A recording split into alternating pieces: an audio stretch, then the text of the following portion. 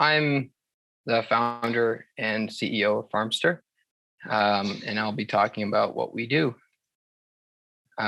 So the problem that we solve for is fundamentally the connection between farmers in rural areas, specifically in Kenya right now, who want to sell their produce to local buyers. And in Kenya, for example, about 80% of these transactions are informal. So that means farmers basically have two options in terms of where they're going to sell. They can take the risk and pay for transport from their farm to a local market or a wholesale market and hope that that day there are good prices, or they can sell to an informal trader who will come and buy the produce at the farm gate. And in both cases, there's a lot of risk. Usually the farmer doesn't get a very good price. And there's a lot of margin in between the farm gate and further down the value chain. And then on the other side, for buyers, it's also super challenging to find produce consistently from 6 to 8 million farmers in one country, right? So there's a two-sided challenge. On top of that, farmers are offline mostly. On a global basis, there's about 500 million small-scale farmers, and only about 25% right now are online, usually with smartphones. So the rest are using simple mobile phones. The majority are using simple mobile phones. So what we've done, actually, we see this in Kenya, are farmers that do have internet are trying to solve this problem on Twitter and Facebook, right? So you have groups of farmers that post what they're selling, usually when they're harvesting. So they're kind of desperate. They're like, please retweet this picture of my bananas. I'm looking for a buyer. And it's not specifically designed, right, to solve this problem, but we do see that. So what we've done is created a smart classifieds that works on SMS. It uses a chatbot, so natural language programming, to ask the basic questions from farmers of what they're growing, when they're going to harvest, how much they expect to harvest, and where they are. So real basic classifieds service that by answering those questions, the farmer can publish what they're growing. And the idea is before they harvest, before they're really needing to get rid of that produce before it spoils. And then on the buyer side, it's an app where they can download and search for produce, and it's sorted and organized.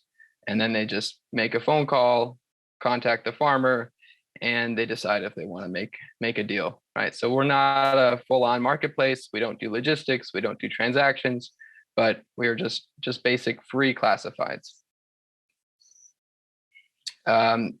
This is what it looks like. I think I'm going to focus obviously on the chatbot side for this. The app is pretty straightforward. The chatbot is for farmers. So I will start the video. As you can see, so this is what a farmer would see on SMS. There's basic information talking about what we do and what your name is, how to register. And then we're really focusing on just 4 basic pieces of information that we really need to specialize in order to get this right. So that's, first of all, we have their name, then we have their location. And what we're doing there is saying, send us the name of your village, the name of your county. And usually Google does a pretty good job at finding it. Obviously, rural Kenya is less mapped than other places of the world, but it's good enough for where we are. And then we ask what farmers are growing. We have 120 different crops and livestock that they can choose from. And obviously, as we build this, we can add more, teach the system how to recognize. The quantity is also, because it's informal, can be boxes, can be tons, can be kilograms. We've accounted for that. And then the date. So the harvest date, again, we'll find all kinds of ways farmers will write the date of when they expect to harvest, and we've been able to account for that as well. So that's the nuts and bolts. That's the basic service. They have farmers have a way to edit, check in on what they've shared, make changes to it. They can report what they've published as if they've sold it, or take it out of the marketplace, take it out of the classifieds, kind of manually through the SMS menu. And as soon as they have succeeded in that, we do have the option for them to just have kind of open text, tell everything about what they're growing, and just one long sentence or phrase, and then the system can parse that out. But most of our users are just doing the kind of ping pong question answer approach. Here we can just see that they can change the date of harvest, edit an existing listing, and they can check on what they're currently growing, and make changes to that. So that's the basic sort of user experience at the moment, and I will talk a little bit about how that all fits together, right? So then that information obviously goes to the app. Buyers, we're targeting informal buyers, can then download the app, search for farmers by location, by crop, and then just click the green button and give them a call, right? So this is our kind of MVP product. We are looking to partner with mobile networks to really scale this up. We got to about 35,000 farmers in our first launch, and we're looking to scale that up in our next through partnerships, mostly with mobile networks. And then I'll talk a little bit kind of how this, what are the challenges that we faced, right, in designing this. So a lot of it has to do with just the structure of the chatbot, knowing that, first of all, it's 2 different languages, right? So they have to choose English or Swahili. And then within that, all the different ways of saying these different words, phrases, spellings, misspellings, all of that's going to happen in real time, right? So that's where we've spent most of our effort in training the bot to be able to account for, the needs of informal farmers.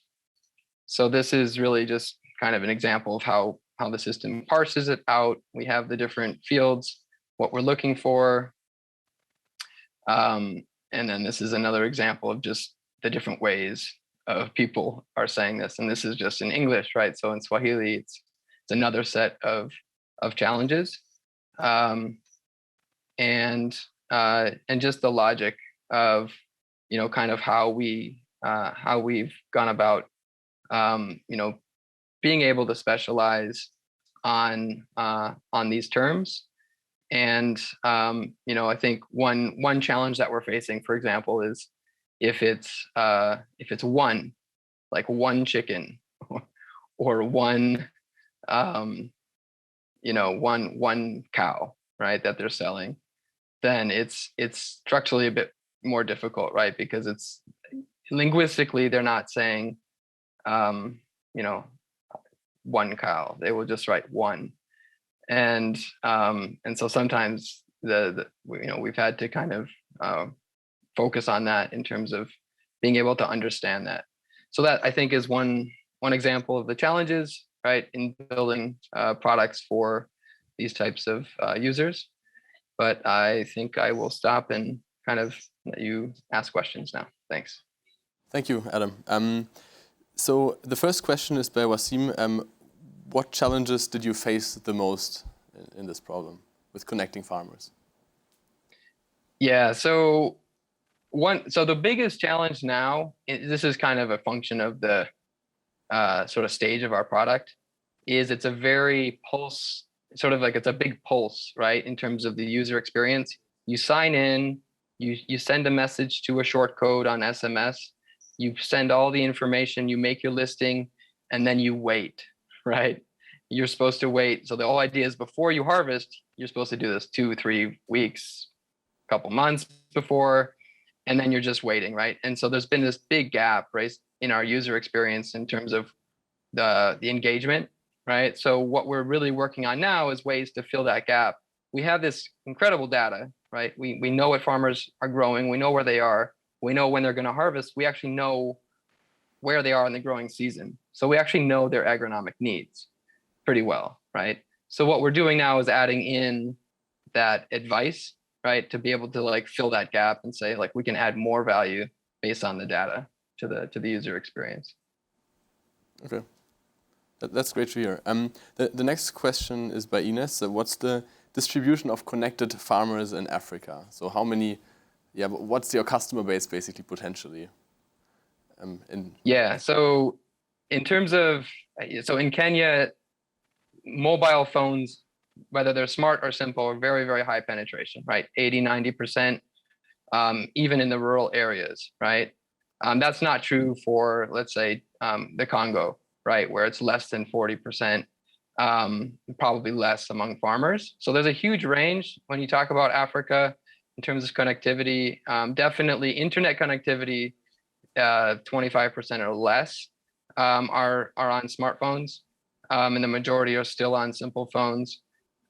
So yeah, it does depend, I think, geographically and what context we're looking at. But yeah, for sure, the trend is the first sort of connection is an offline simple phone connection for most farmers until they transition to smartphones. Thank you.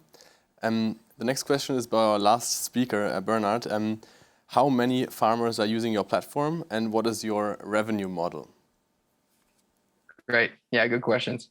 So we reached 35,000 farmers in Kenya, mostly through a partnership with a media company. Our revenue model is primarily to use this data to bring in other services to farmers, right? So one initial service we want to add in is access to farm inputs. We are working now with Syngenta in Kenya to explore ways of doing that digitally with the data, so we know what farmers are growing, we know what products they're going to need. So we're working with Syngenta on that. That's kind of an advertising model, and then we're also looking longer term at a marketplace model for farm inputs. And then on top of that, we are looking at ways to bring in microfinance based on the data, right? So we really want to build a sort of holistic platform that includes the transactions, that kind of builds a wallet for farmers. And that's kind of where we're looking at the mobile networks as well. Yeah. Thank you. I also have one last technical question. So it is sort of quite known that Swahili and many other African languages are sort of underrepresented in sort of the natural language processing data sets. So what kind of challenges did you have there? What kind of data did you use? And could you even use standard solutions for chatbots? Yeah, I mean, we had to just take what was on the shelf in terms of the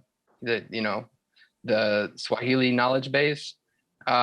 What happens a lot, and this is true, I think, probably in a lot of informal cultures, markets as well, is there's interfacing between both languages, right? So that, most farmers know a little bit of English, right? And most farmers know, Swahili, right? So you do have cases where you can't just stick to one language. You do need to add in probably the English version, because they'll switch between in a lot of cases between crops and livestock, and there's slang as well.